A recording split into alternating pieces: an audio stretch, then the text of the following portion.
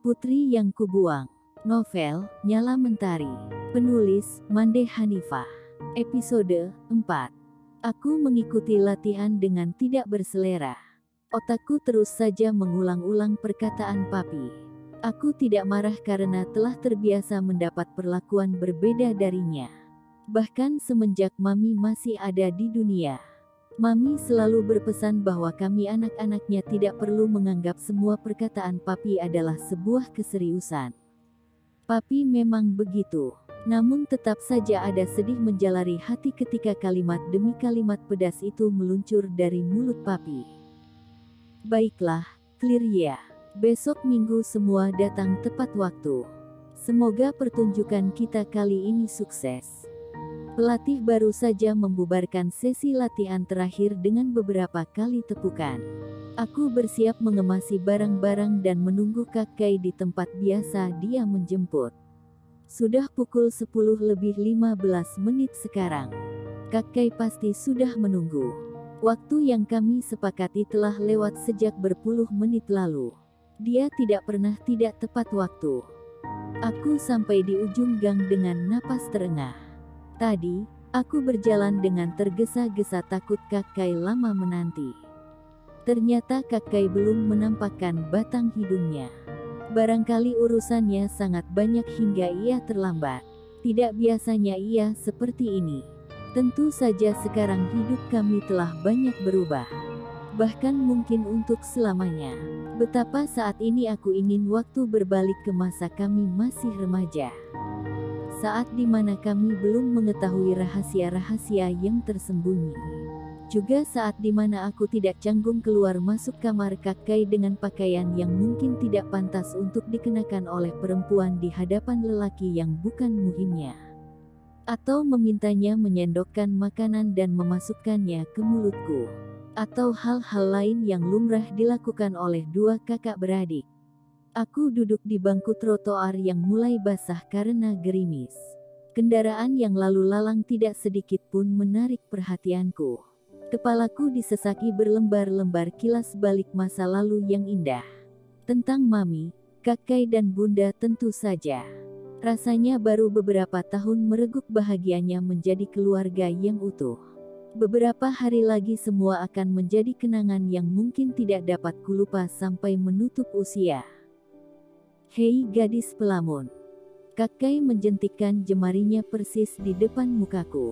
Aku bergegas mengemasi air mata yang sejak tadi tidak mau diajak bekerja sama.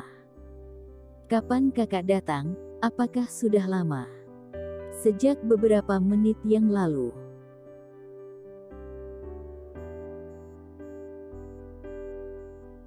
Kakek berjalan ke mobil, aku mengekor di belakangnya. Sebelum masuk, aku terlebih dulu mengusap muka. Sisa air mata tadi tidak boleh dilihat oleh kakek. Dia pantang melihatku menangis. Seperti kata papi, aku tidak boleh lagi menjadi beban. Kakek hanya akan melihatku dalam keadaan baik-baik saja. Apa rahasiamu? Maksud kakak? Ceritakanlah apa yang kau sembunyikan.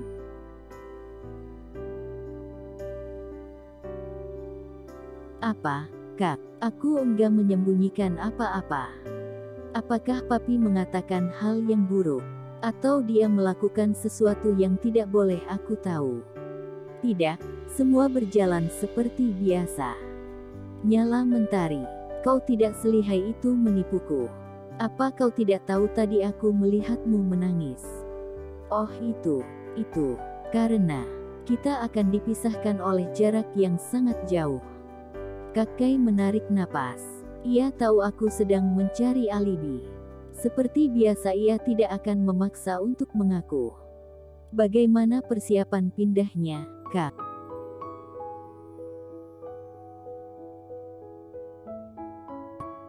Rumit, tapi kau tidak usah memikirkannya. Percayalah kakakmu ini akan membereskan semuanya. Ya, aku percaya. Kairo Dirgantara, putra kebanggaan papi pasti bisa mengembalikan keadaan seperti sedia kala. Sesaat hening, kami seperti sedang menyelami pikiran masing-masing. Aku mencuri pandang pada Kakkai melalui kaca spion depan. Betapa waktu cepat sekali berterbangan. Dulu aku seringkali menertawakannya ketika mengetahui bahwa namanya adalah nama sebuah kota. Yang kudengar dari bunda, papi dan mami menjalani bulan madu yang manis di sana. Aku juga masih ingat bahwa aku hampir saja dinamai Egypt.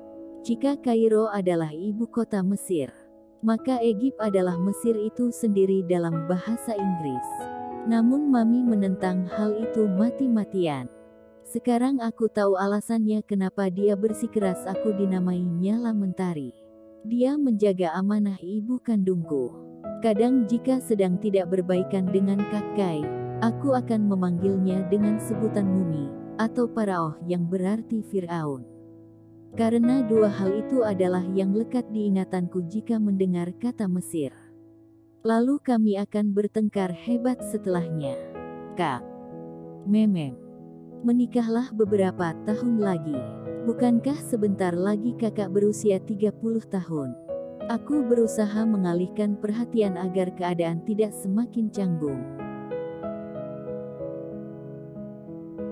Apakah itu artinya kau mengatakan bahwa aku sudah tua? Bukan itu maksudku. Umur kakak sudah pantas untuk berumah tangga. Tidak sekarang, Nala. Mungkin setelah aku berhasil mengembalikan kejayaan keluarga Dirgantara.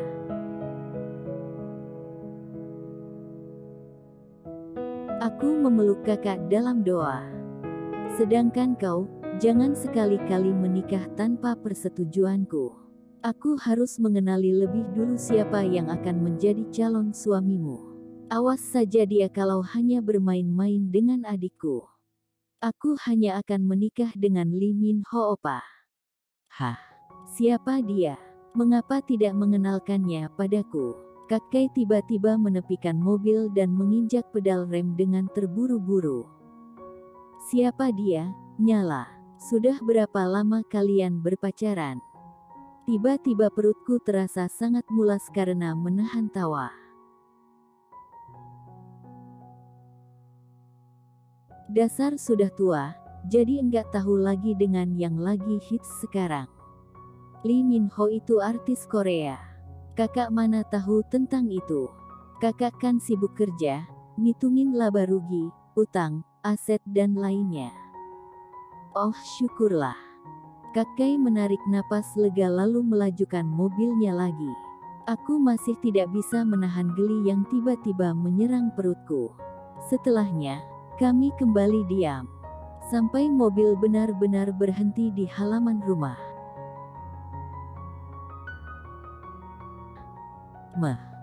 Ini adalah hari perpisahan. Hari di mana matahariku mungkin akan meredup sampai waktu yang tak kutahu.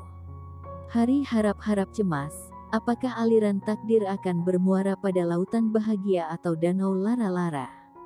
Kakkai adalah rumahku, tempatku pulang dalam segala musim. Dia dermaga tempatku menambatkan perahu harapan. Dia juga titian, tempatku menyeberangi setiap ujian. Entah aku masih bisa berdiri tegak tanpanya setelah ini. Dia tak hanya akan jauh dari pandanganku, lebih dari itu, dia membawa separuh kuatku. Aku mungkin akan lemah selamanya.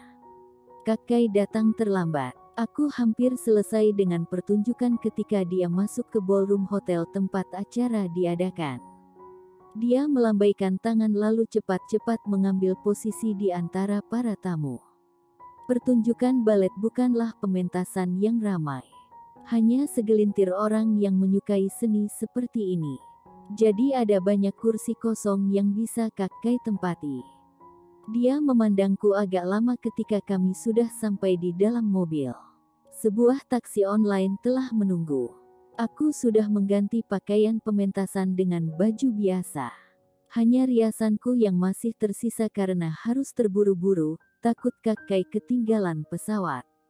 Rambut masih kubiarkan tergulung rapi membentuk sanggul kecil. Pipiku merona, bibirku dipoles lipstik merah tua, sedang bulu mata pirangku dilapisi maskara hitam yang sedikit tebal. Kakkai melihatku agak lama, lalu tersenyum samar. Apakah kakak sedang menertawakanku? Aku mendelik. Dia malah tertawa. Suaranya yang sedikit serak terdengar sangat renyah di telinga. Apakah aku terlihat lucu? Aku meninju pundaknya. Dia masih tidak berhenti tertawa. Kamu jelek dengan riasan seperti ini. Itu tidak cocok untukmu. Dia tertawa lagi. Benarkah? Mataku membulat. Aku segera mengambil kaca kecil dari dalam tas dan mulai bercermin. Rasanya tidak ada yang salah. Aku cantik hari ini. Dasar sirik. Aku meninjunya lagi. Setelahnya kami berdua tertawa terpingkal-pingkal entah sebab apa. Mobil sudah berhenti di depan terminal keberangkatan bandara. Masa itu akhirnya datang juga. Setelah ini terbentang ribuan mil jarak di antara kami. Aku menegarkan hati. Seolah semuanya baik-baik saja. Sedang Kakkai tampak sangat tegar, seolah ia hanya pergi untuk sebentar saja. Gelombang pedih yang bergulung di hatiku sepertinya tidak terjadi di dadanya. Kakak akan menelponmu 3 kali sehari. Jaga makanmu, jaga dirimu, yang paling penting adalah jangan mencari ibu sendirian. Tunggu aku pulang, kita selesaikan ini bersama. Oke. Aku mengangguk. Kakkai tidak menatap mataku, dia berkali-kali melihat jam tangan. Padahal waktu keberangkatannya masih beberapa menit lagi. Kak, baik-baik di sana. Cepat pulang. Maksudku, pulanglah jika kakak punya kesempatan. Mataku mungkin sudah berkaca-kaca sekarang. Tentu, adik kecilku yang manis. Kakak akan segera pulang, menjemputmu. Kita akan tinggal bersama lagi. Yang perlu kau lakukan adalah berdoa agar semua urusanku dimudahkan Tuhan. Kakkai mengusap kepalaku berkali-kali. Beberapa menit kemudian ia seperti begitu canggung untuk merangkulku ke dalam pelukannya. Setelahnya, aku benar-benar tenggelam di sana, di dadanya. Aku menangis terisak serupa balita. Memuntahkan sesak yang sudah kutahan berjam-jam lamanya. Kak, aku takut kak. Aku takut kakak tidak kembali. Nyala mentari. Jangan cengeng, Singapura bukanlah tempat yang jauh. Aku akan sering-sering pulang. Kau hanya perlu tetap melanjutkan kuliahmu. Bunda sudah memberikan biaya kuliahmu untuk beberapa bulan ke depan, bukan? Iya. Terima kasih, Kak. Jangan pernah ragu untuk meminta sesuatu jika kau butuh. Bagiku kau tetaplah yang terpenting, adikku. Iya Kak, iya. Siap. Kakkai sudah hilang di antara kerumunan orang-orang yang berlalu lalang dengan membawa sebagian hatiku. Aku ingin menangis lagi tapi lupa bagaimana caranya. Sepertinya, ngilu yang bergulung-gulung di hatiku mengganggu kelenjar air mata hingga ia tidak mampu lagi merembes membasahi pipi. Perasaanku kebas. Aku hampir tidak bisa membedakan rasa sakit dan takut ditinggalkan. Aku terus berjalan menuju rumah setelah bus berhenti pada halte yang terakhir. Tadi aku hanya minta taksi online yang dipesan Kakkai mengantarku sampai ke kota. Barang-barangku sudah kutitipkan di rumah Lui. Nanti malam aku bisa meminta bantuan Lui lagi untuk mengantarku ke tempat di mana aku akan tinggal. Pagar sudah dikunci ketika aku sampai di sana. Papan pengumuman sita dari bank sudah tertempel di sana sejak 2 hari yang lalu. Rumah tempat kami bernaung selama ini seperti kehilangan aura. Selama berpuluh tahun, ini kali pertama aku merasakan sepi menusuk hingga ke pori-pori. Aku sudah berada di halaman belakang. Beberapa menit yang lalu telah kuputuskan untuk memanjat pagar samping yang tidak terlalu tinggi. Tujuanku adalah telaga kecil kami. Aku ingin berteriak kencang atau menangis terseduh-seduh di sana. Toh tidak ada siapapun yang akan mendengarkan. Hunian kami terletak jauh di ujung jalan. Berada di belakang perumahan mewah, tempat di mana Dewan Direksi perusahaan-perusahaan bonafit milik negara tinggal. Mami tidak pernah mau tinggal berkelompok dengan orang lain. Untuk itu Papi sengaja membeli lahan agak tersuruk dan sedikit jauh dari jalan utama. Terletak di pinggir kota, dengan telaga kecil yang terbentuk alami di belakangnya. Hal itu membuat Papi tidak segan mengeluarkan uang yang banyak untuk dapat memilikinya. Semuanya sempurna, sesuai dengan yang Mami impikan. Rumah bergaya Eropa dengan halaman luas dan pepohonan rindang. Jalan beton menuju rumah sisi kiri dan kanannya ditumbuhi bonsai yang dibentuk seragam. Dengan rumput gajah yang terbentang serupa sajadah. Aku memetik beberapa kecubung yang bunganya masih kuncup. Pikiranku kosong. Bunga-bunga itu lantas aku lepaskan dari kelopaknya, lalu kubiarkan terserak di antara akar-akar pohon ek yang berbaris sejajar. Pohon ek atau yang disebut pohon oak itu adalah kesukaan Papi. Menghabiskan beberapa tahun masa remaja di Glasgow membuat Papi sedikit terbawa suasana tinggal di daratan Eropa. Namun, pohon ek yang tumbuh rimbun di taman belakang rumah kami adalah pohon ek varian asli Indonesia. Sejak rumah ini dibangun, Papi sudah menanamnya hingga kini pohon-pohon itu telah tumbuh tinggi dengan daun yang rimbun dan akar yang kokoh. Aku duduk di kursi taman persis di bibir telaga. Dulu, semua permukaannya dipenuhi teratai merah jambu. Lalu Mami meminta seseorang membersihkannya, hingga kini bunga itu tidak lagi menutup muka air. Tapi, beliau tidak pernah meminta seseorang untuk mengikis lumut yang menempel pada batu-batu besar di sisi kanan telaga. Ketika masih kecil, aku dan kakek suka sekali menceburkan kaki di sana. Menangkap anak-anak kecebong yang sedang riang berenang di antara batu berlumut itu. Atau melemparkan batu ke tengah telaga. Aku sedang memeluk lutut ketika Louis berteriak-teriak memanggil dari pintu pagar kecil di samping rumah. Louis adalah tetangga jauh kami, dia tinggal di komplek perumahan Dewan Direksi. Ayahnya, Andrew MC Faden adalah salah satu petinggi perusahaan gas. Sedang ibunya wanita asli Indonesia. Louis mewakili wajah keturunan ayahnya. Sebenarnya nama lelaki itu Louis MC Faden. Louis diucapkan dengan huruf S yang lemah atau bisa juga tanpa huruf S.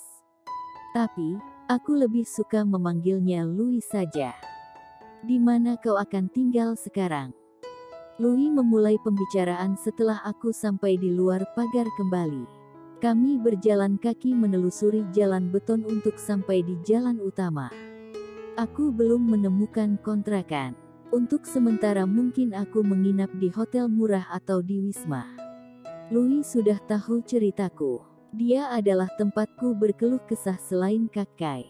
Kami sudah berteman sejak kecil. Tidak ada rahasia antara aku dan dirinya.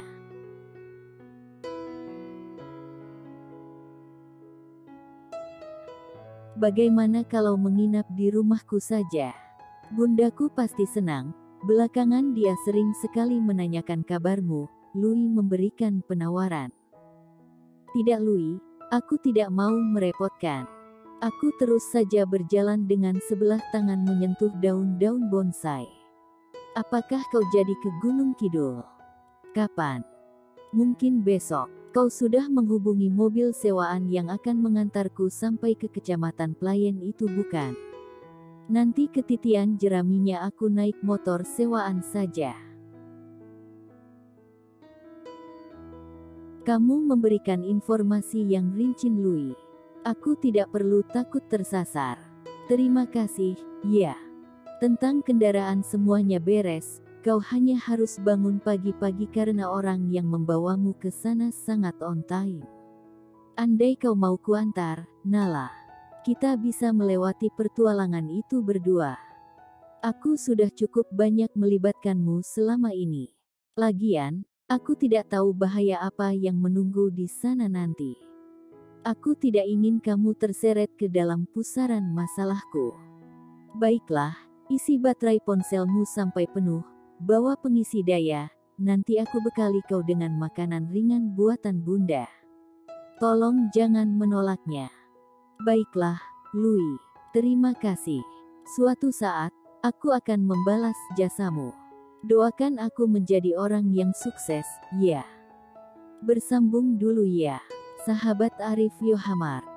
Jangan lupa like, komen dan subscribe channel ini. Matur nuwun.